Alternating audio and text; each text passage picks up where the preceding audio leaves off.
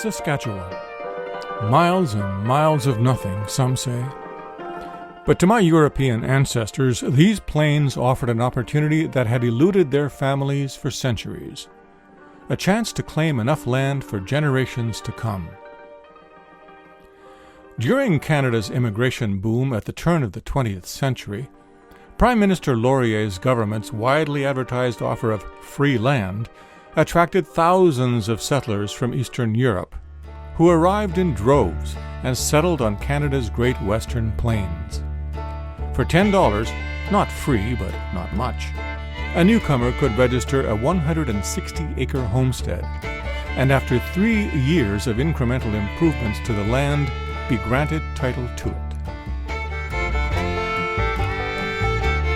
Strangers in a strange new land, the homesteaders were settled in groups according to religion and language. Ukrainians here, Hungarians there. In my family's case, the language was German, and the religion Roman Catholic. My father's farm was only a few kilometers from his father's original homestead, near the villages of Quinton and Raymore. My earliest memories are of these wind-blown vistas and the familiar folks whose farms dotted the countryside around me. This was my known universe. It was all I knew. Like my siblings, cousins, and most of our friends and neighbors, I grew up in a bilingual family.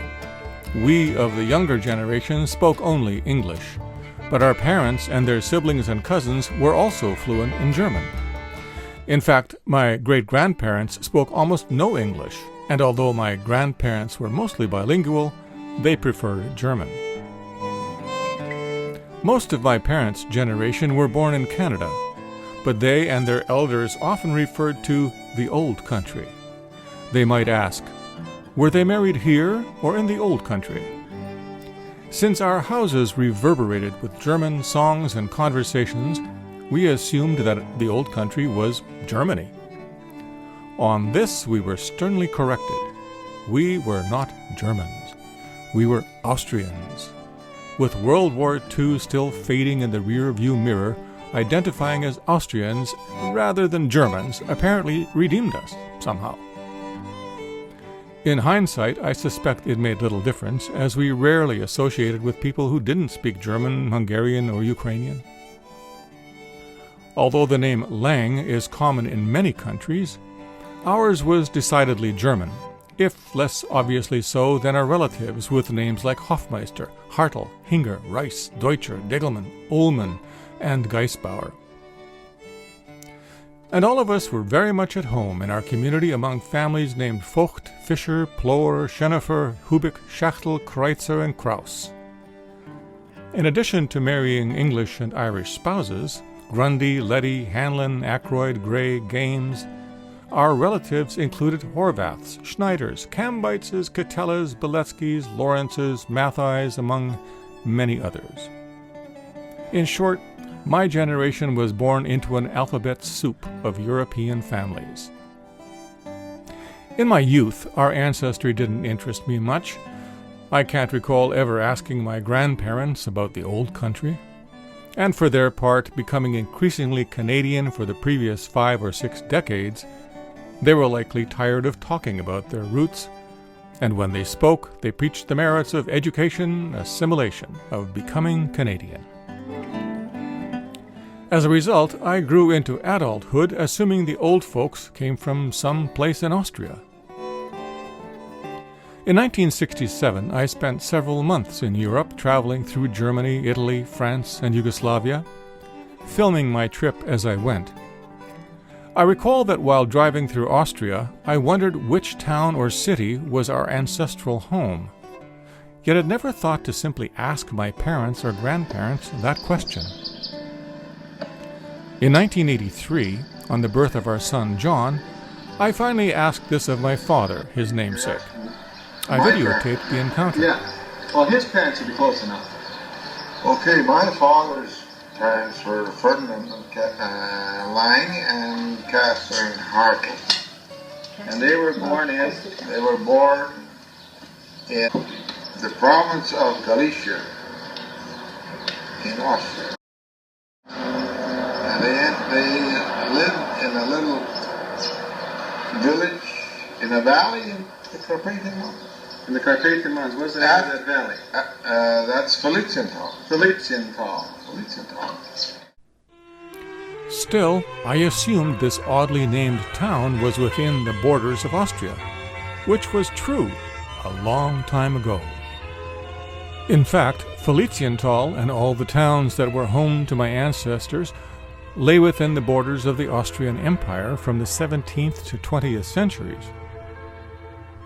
Known for almost 1,000 years as the Holy Roman Empire, then as the Habsburg Empire, and later the Austro-Hungarian Empire, by the 1800s it encompassed Austria, Hungary, Moravia, Transylvania, Carniola, Küstenland, Dalmatia, Croatia, Fiume, Galicia, Bukovina, and Bohemia.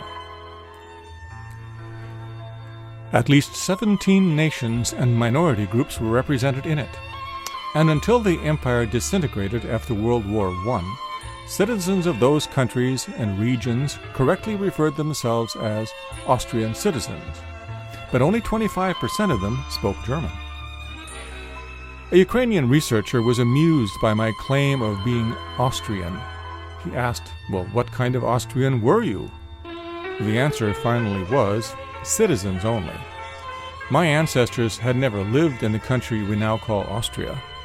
Rather, they originated in the Kingdom of Bavaria, not far from the western Bohemian border. As for when they emigrated from Bavaria into Bohemia, we can only guess, because the oldest family records we have include my great-great-great-great-great-grandparents, and they were all born in Bohemia. The oldest, Katharina Schwandener, was born in 1673 at Petlarnbrand, Bohemia, and the first of many Johann or John Langs was born in 1702 in Hesselsdorf, Bohemia. In all, 111 of my known ancestral grandparents of that generation were born and died in Bohemia. None of my known grandparents of any generation lived in a German-speaking country for the past 350 years.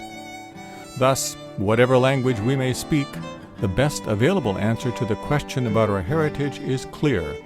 We were Bohemians, German Bohemians.